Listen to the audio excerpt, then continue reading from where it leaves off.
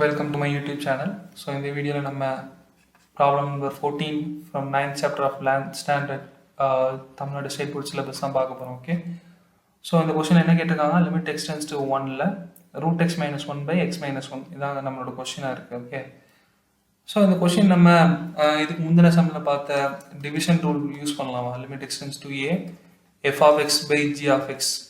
நம்ம அங்கே ஒரு கண்டிஷன் சொன்னோம், என்னது, லிமிட்டை அங்கே உள்ளே போட்டதுக்கு அப்புறமா என்ன இருக்கக்கூடாது, நமக்கு அது என்ன இருக்கக்கூடாது, 0 வரக்கூடாது. ஸோ இங்கே நமக்கு இந்த 1ங்கிற வேல்யூ இந்த டினாமினேட்டரில் போட்டதுக்கு அப்புறமா என்ன மாறுது, டினாமினேட்டர் கோயிங் டு 0ங்கிற மாதிரி மாறுது இல்லையா? மோரோவர் நமக்கு நியூமரேட்டருமே எப்படி தான் இருக்குது, கோயிங் டு 0 தான், அதாவது 0/0ங்கிற ஃபார்மேட் வந்துடும். மீன்ஸ் தட் 0/0ங்கிறது என்னது, இஸ் அன் இன்டிட்டர்மினேட் ஃபார்ம். சரியா? இன்டிட்டர்மினேட் ஃபார்ம், வரையறுக்க இயலாதது. சரியா?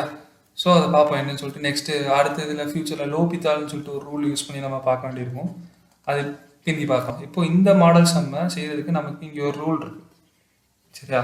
என்ன ரூல் அப்படின்னா, limit x tends to a x power n minus a power n by x minus a. இந்த ஃபார்மெட்டில் நம்மளோட கொஸ்டின் இருந்துச்சுன்னா ஆன்சர் எப்படி இருக்குமா, n a power n minus 1, n a power n minus 1, இதான் நம்மளோட ஆன்சர். சரியா?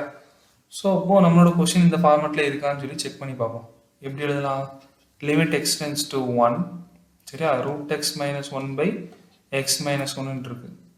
அப்போ இது எப்படி மாறிடும்னா, லிமிட் எக்ஸ் டென்ஸ் டு 1, இந்த ரூட் எக்ஸை எக்ஸ் பவர் 1/2 போட்டுக்கிறேன்.